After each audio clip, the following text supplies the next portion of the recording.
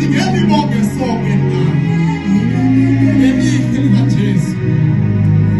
Elihle likaJesu.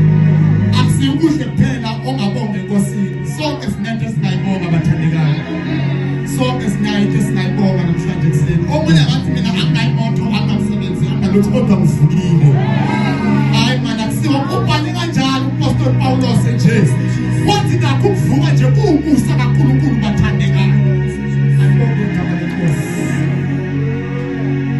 Singeni bonke sonke na. Elihle likaJesu. Elihle likaJesu. Magwele singeni bonke sonke na. Elihle likaJesu.